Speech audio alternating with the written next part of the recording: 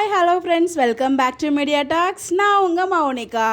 Finally இன்றைக்கி promo morning பார்த்துருப்பீங்க. ஒரு ஹாப்பியான ப்ரொமோ தான். நம்ம சொன்ன மாதிரியே லைட்டாக கொஞ்சம் நடந்திருக்கு. ஸோ நம்ம எதிர்பார்த்த மாதிரி தான் ப்ரொமோ நடந்திருக்கு. இதில் கொஞ்சம் ஹாப்பி தான். பிகாஸ் நம்ம சொல்கிறது எப்பயுமே மேக்ஸிமம் பல்ப் தான் வாங்குவோம். இன்றைக்கி லைட்டாக நடந்துச்சு. ஸோ நம்ம விஜய் பார்த்திங்கன்னா நம்ம சொன்ன மாதிரியே தடப்படலாக சீரோட வராரு.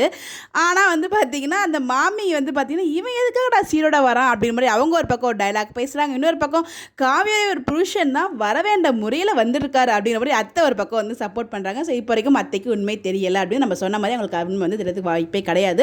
ஸோ தெரியாமல் தான் கொண்டு போவாங்கன்னு நான் சொன்னோம். அதே மாதிரி தான் கொண்டு போயிருக்காங்க. அடுத்ததான் நம்ம காவியோட டைலாக் தான் அருந்தவளை அப்படின்னு சொல்லிட்டு அவங்க ஒரு பக்கம் பார்த்திங்கன்னா ஒரே மைண்ட் வாய்ஸ்லேயே பேசிகிட்டு இருக்காங்க. இன்னொரு பக்கம் நீ எதுவுமே இப்போ பண்ண மாட்டாருன்னு சொன்ன வேலை எந்த பிரச்சனையுமே வராதுன்னு சொன்னால் அப்படின்ற மாதிரி சாரதா ஒரு பக்கம் ஒரு கேள்வி கேட்டுட்டு இருக்காங்க.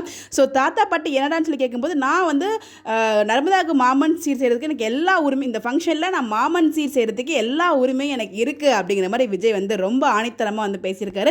இதெல்லாம் பார்த்தா மாமிக்கு இன்னமா டவுட் வரல. ஸோ எனக்கு தெரியல டவுட் வரலையா எல்லாம் உங்கள் காலில் வாங்கலையா என்ன நமக்கு தெரியல. பட் ஆனால் மேபி காலை வாங்கிட்டு இங்கே ட்ரூத் ரிவீல் ஆகுதா இல்லை ட்ரூத் ரிவீல் இல்லாமலே கொண்டு போக போகிறாங்கன்னா நமக்கு எதுவுமே தெரியல. அது எபிசோட் பார்க்கும்போது நமக்கு தெரியும். பட் ஏன்னா இவ்வளோ தூரம் பேசுறதுக்கு அப்புறமும் எப்படி மாமிக்கு ரொம்ப தெரியாமல் இருக்கும். கண்டிப்பாக தெரிஞ்சிருந்தா நினைக்கிறேன். பார்ப்போம். நீங்கள் ப்ரோமோ பார்த்தீங்கன்னா ரொம்ப ஹாப்பியாக இருந்துச்சு. ஸோ ப்ரோமோ பார்க்கும்போது நல்ல ஒரு வைப் இருந்துச்சு. ஸோ உங்களுக்கு எப்படின்னு சொல்லி மறக்காம உங்களுடைய கருத்துக்களை கமெண்ட்டில் ஷேர் பண்ணுங்கள். Bye bye.